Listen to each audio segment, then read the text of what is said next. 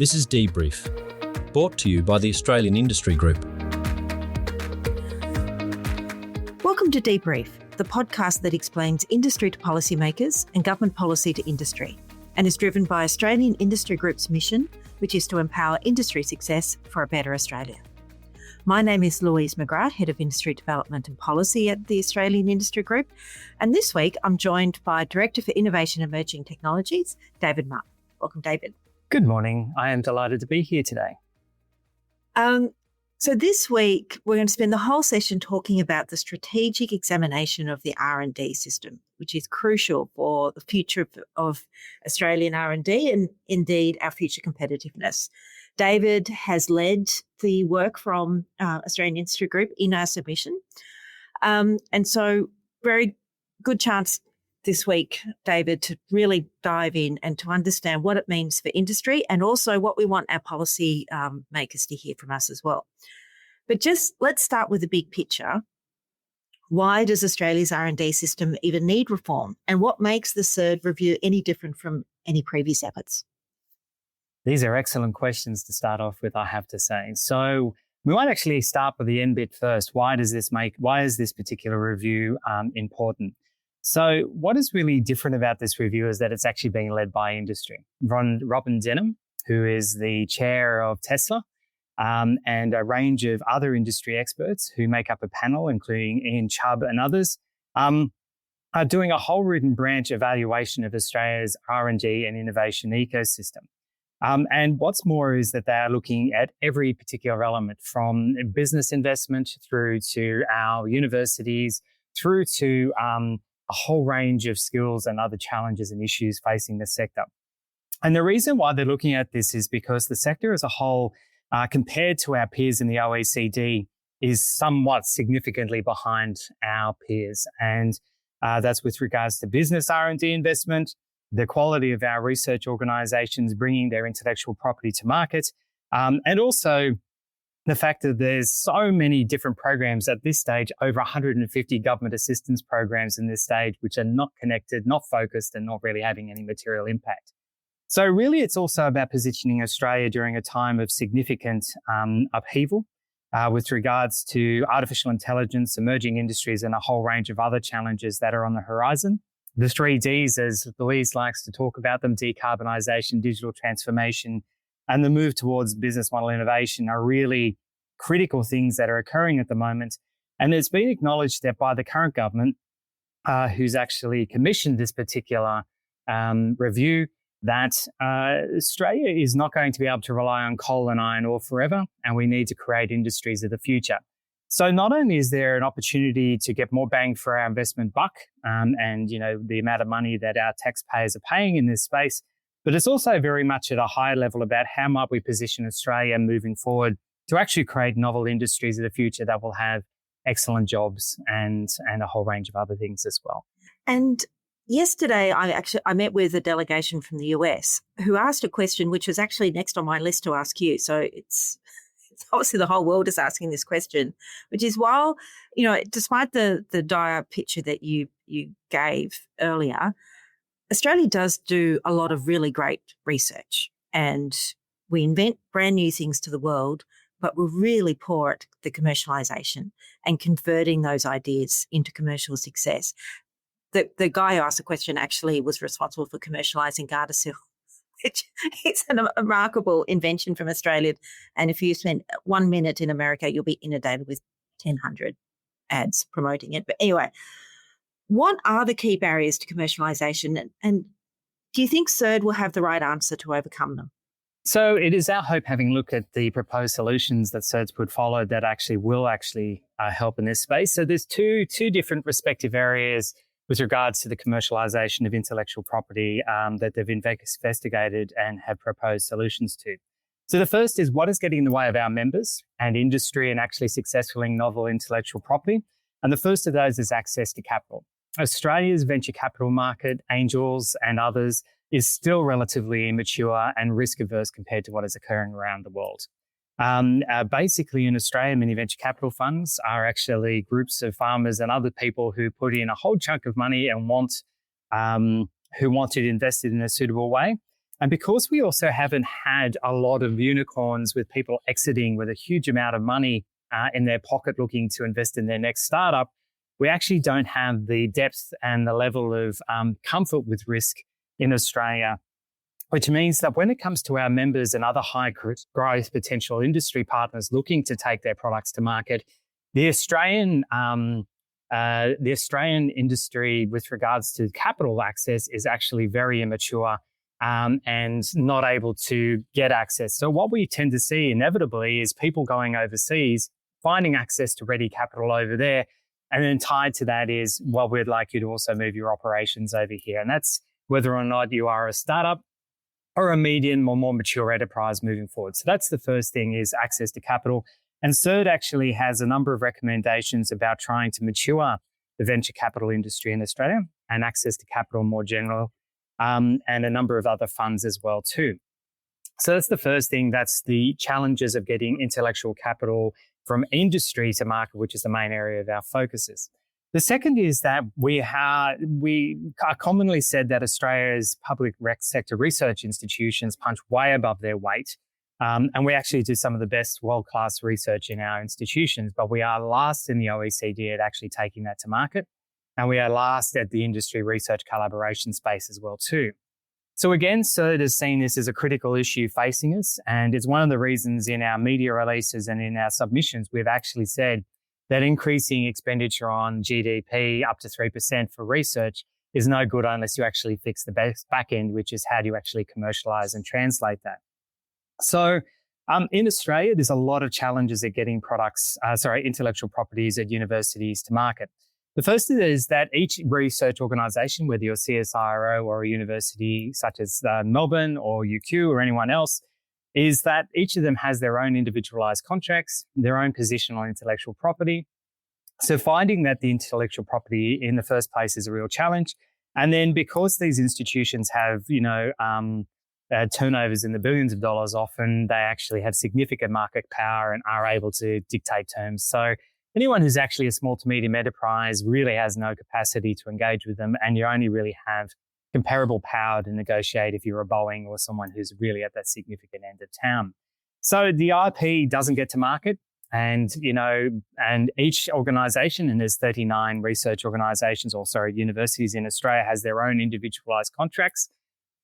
It's remarkably challenging to get this out there, which is why we've come up with solutions such as an IP bank and other things to try and get this to market more quickly. The other thing we'll also say is that in Australia, whether you are looking at universities or research organisations, we're seeing a lot of innovations from the Australian government and also the state governments with regards to capital investment.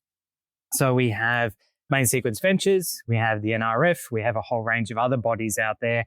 And what we're finding is that many, and this is feedback from our members, is that many organisations or venture capital firms and angel firms are actually playing follow the leader. So rather than going out and actively hunting for intellectual property and organisations to fund and support, what they do now is sit on their hands and wait to see if Main Sequence Ventures or Queensland Investment Corporation or Breakthrough Victoria will invest in someone, and then they'll follow.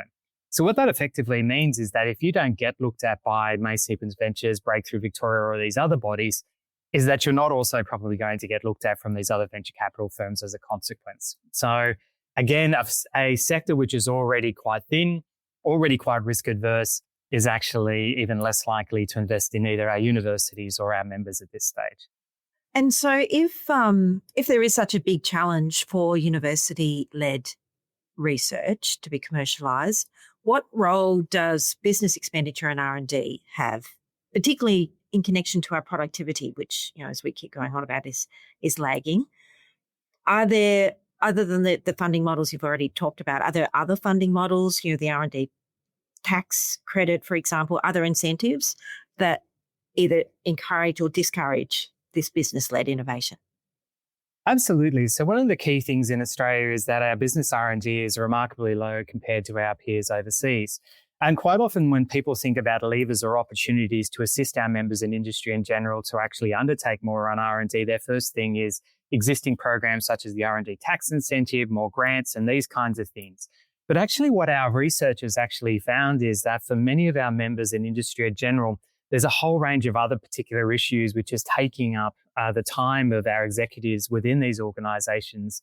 And that is the general things that you often hear as challenged, and that we talk about the challenges: access to skilled people, access to reasonably priced energy, access to, capital and other things. Workplace relations are all weighing on the minds of the CEOs and the C-suite in our members, either at the small to medium or in largest companies in town. So when these things are taking up your time day to day, let alone the challenges of artificial intelligence, tariffs, geopolitical concerns, when you actually ask our CEOs and people to sit down and say, strategically, where do you see yourself in 3 years' time? Because it can take anywhere from 3 to 10 years to undertake R&D and get a product ready to go to market.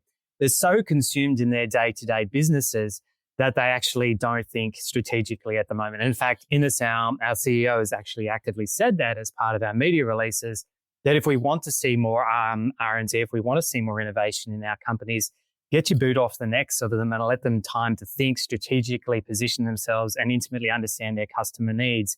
Then they can strategically think about where they're going to spend their limited R&D dollars, who they can actually partner with, and how they can have impact.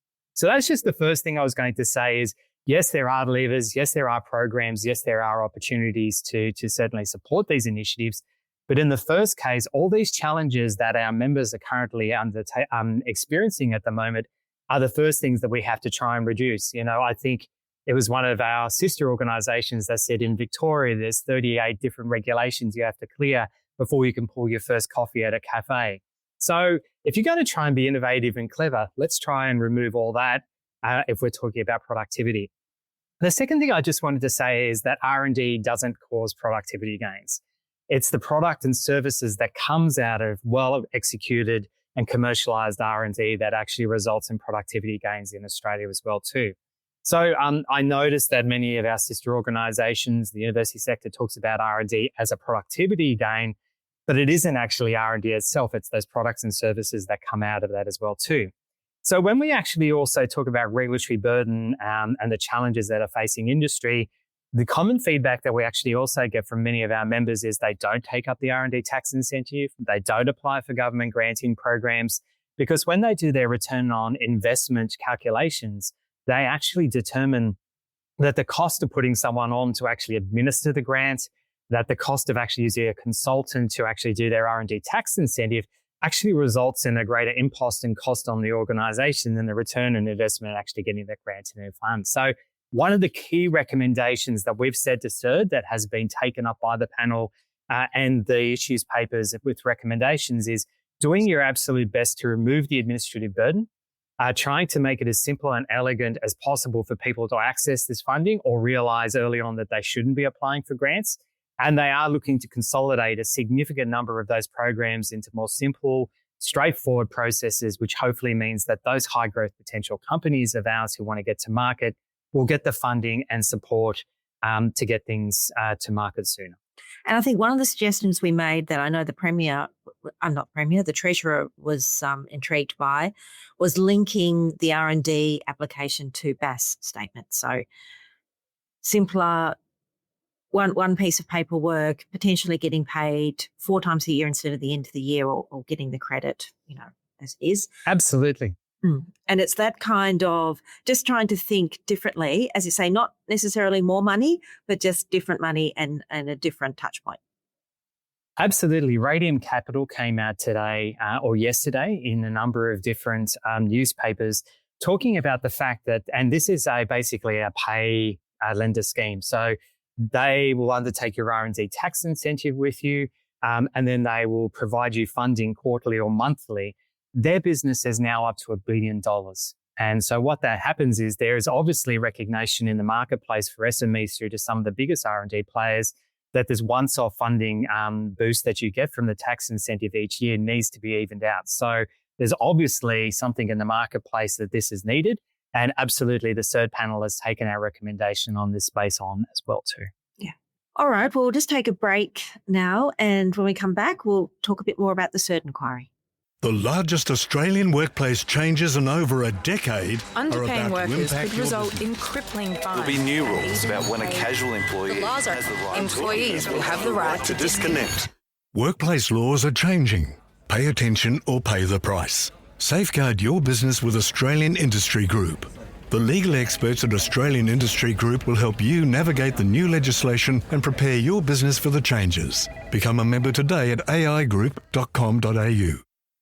And welcome back to DBrief, where we're talking with David Martin around the strategic examination into Australia's R&D system. And David, we talked a bit about the money and some of the framework, but to go to that macro level and the high level, one recommendation we made was to establish a ministerial council for innovation.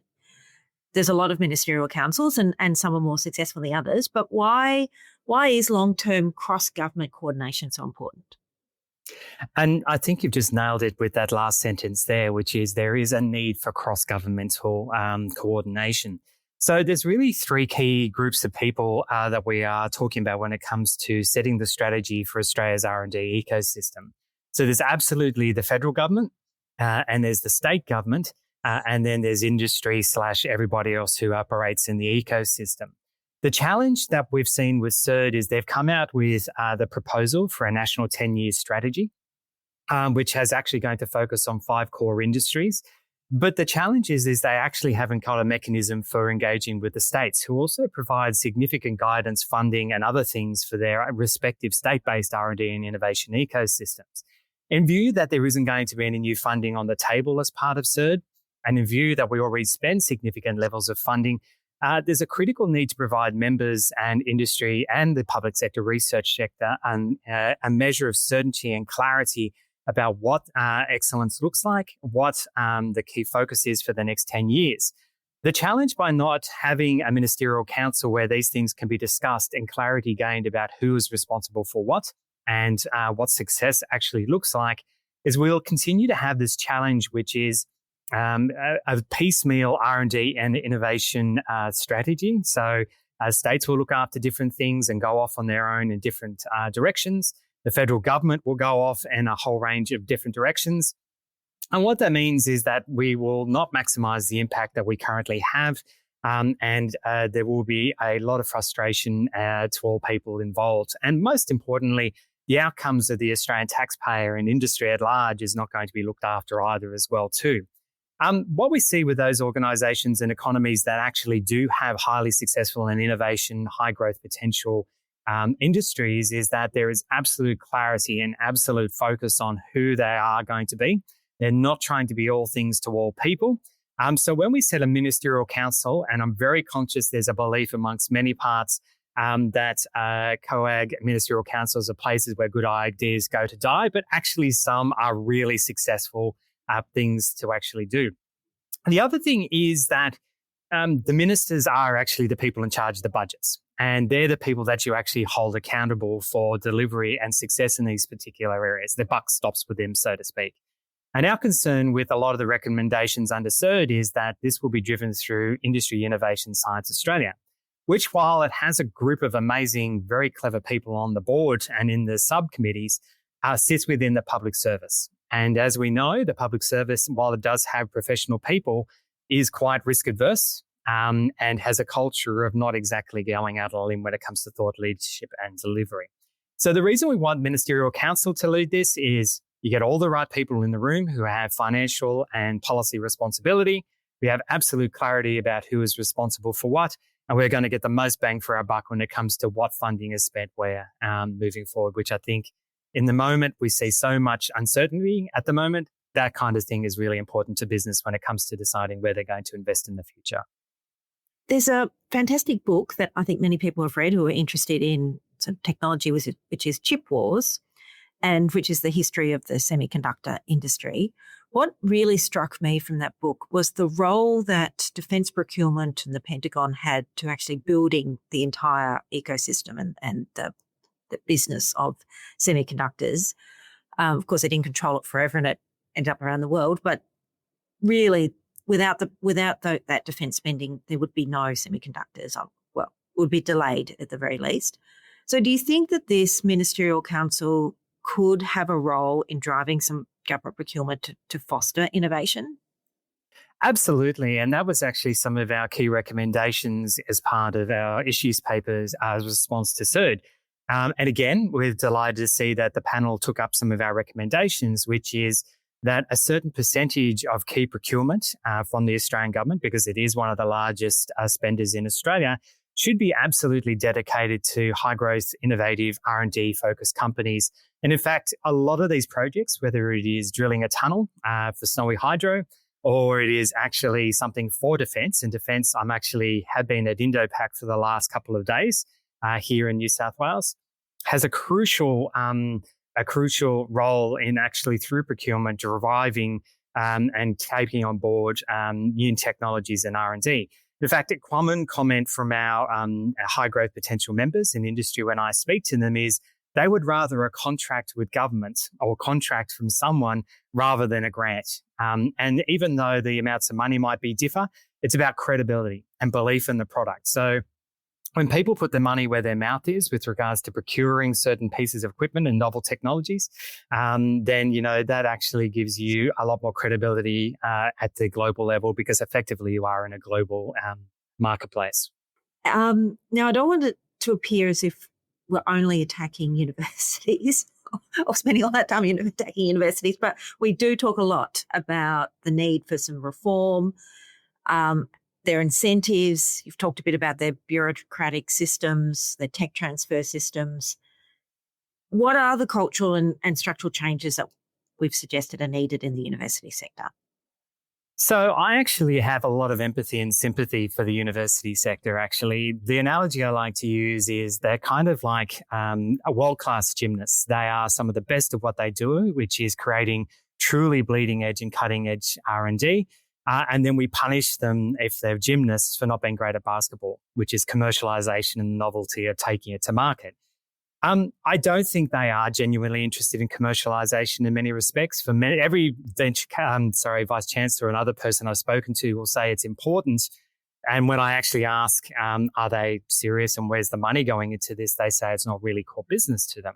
So rather than punishing them for being something they're not, why don't we allow them to focus on what they're best at doing, which is the development of truly bleeding edge and cutting edge R&D, and take it out of their hands. So one of the recommendations we've actually come up with is the formation of what we call an intellectual property bank. So as I mentioned before, we have 39 universities in Australia, not including CSIRO and other research organisations such as Geoscience Australia, etc. And each has their own individual position on intellectual property. Each has their own individual position with regards to their legal teams. And this is confusing and challenging for industry to engage with. So we've recommended the formation of an intellectual property bank where any intellectual property that already doesn't have an industry/commercial partner attached to it and is government funded is provided to this bank. And this bank is staffed with highly focused commercialization experts. And their focus is with a single type of contract, simple, elegant, and straightforward with standardized royalties, is to get this intellectual property into the hands of industry who are actually going to commercialize it, take it to market, and make a profit with it. The key thing that comes out of this bank is that they've got three groups of people that will share in the wealth that is developed from this actual engagement on behalf of the universities and other people. Firstly, a return absolutely would go back to the university for the use of the intellectual property they've developed with industry and other partners. The second is that they would also pay for themselves, so it would be cost neutral. And the third thing is that it would also go to government, because government, on behalf of the Australian taxpayer and industry, has invested literally billions of dollars each year in the creation of this intellectual property and this R&D that's been undertaken. So all three parties would be able to use this and then to drive that funding back into the model again. So I actually have a lot of time for our universities. I think we should stop asking them to be something they're not. And then let them focus on what they are world-class at, which is doing world-class R&D. Now, a lot of our communication about this, we warn that execution will be the true test of success, and that is true, whether it's an R&D project or commercialisation or whatever. And similarly for this review itself, what lessons can we learn from past failures in R&D policy implementation? Well, I think the first lesson that we can learn is that, as I said, the public service and the government of the day has 3 to 4 year election cycles. And so the first thing that's really crucial from CERD is, and this was in the very first issues paper and also what we asked for as part of our submissions, is we're talking about a 10-year strategy moving forward so that there is clarity and the time for investment and all the necessary work to go in. So the first thing we have to do is get bipartisan support from both sides of government that this 10-year strategy will be in place and has a measure of clarity regardless if there are changes of government and other things, so that people have this measure of certainty and the confidence that they can make the investments necessary moving forward. A lot of the challenges, what America actually does really well is that they don't tend to change their government departments very much. And a lot of their industry and government support programs have literally been around for decades. So you know that if you need to do R&D in a certain space and you know that there are challenges in place such as the Business Research Investment Program, you know that they're going to be there and you know you have a measure of confidence. Whereas in Australia, what we tend to see is that after each election, there's a mock change, a change of government, a change of priorities, a change of style, a change of programs.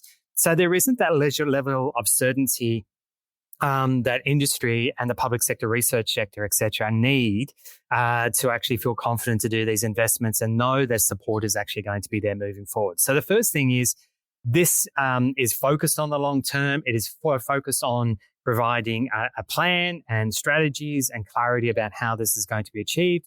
And this really needs to be executed on the longer term. It's not something that can be tweaked and changed depending on the government of the day's priorities. We need to give people certainty. So that's the first thing I was going to say is we've had multiple reviews. We've had multiple investigations into Australia's innovation ecosystem. And what happens is the funding runs out after a couple of years with a change of government, with a change of direction. So nothing is actually around long. So the first thing that industry members and everyone else wants is time. We want to have certainty and clarity and a commitment by all parts and sides of governments for a strategy in the longer term so people have that certainty. So that's the first thing I would absolutely say. The second thing is that is the nature of the public service and government at the moment to regulate first and ask questions second. In the past, we actually used to do mandatory codes or voluntary codes, and then regulation and legislation was the method of last resort when it came to doing in basically going in and engaging and trying to change things. Again, so what we're saying is that one of the key commitments from CERD is to try and strip back all the bureaucracy as much as you possibly can and try to make certain that any of the government assistance programs and other types of engagement is as streamlined as possible and means that you focus mostly on actually running your business and actually getting novel products and services to market, new companies lifted up, not spending days and weeks and hiring external consultants and people to do the reporting requirements. And we understand with government money and taxpayers' money, there has to be accountability, but there has to be a balance. And what happens over time is we see this somewhat like barnacles on a ship at sea. It just makes things slow down, but slower and slower, and actually hinders any innovation actually occurring. So that's the second thing that we'd really, really like to see. And the third thing is we'd like to see, one of the key messages also out of the strategic examination of R&D is they're not trying to be all things to all people. They said they want to focus on 5 key sectors. Let's try and make certain that that's clear. Because at the moment, Australia is trying to be all things to all people. And what you see with high growth, highly innovative economies is that they absolutely are not trying to be all things to all people. They are focusing on specific sectors and they are driving that forward. So we have expertise in quantum and a whole range of other areas where we are truly world-class at.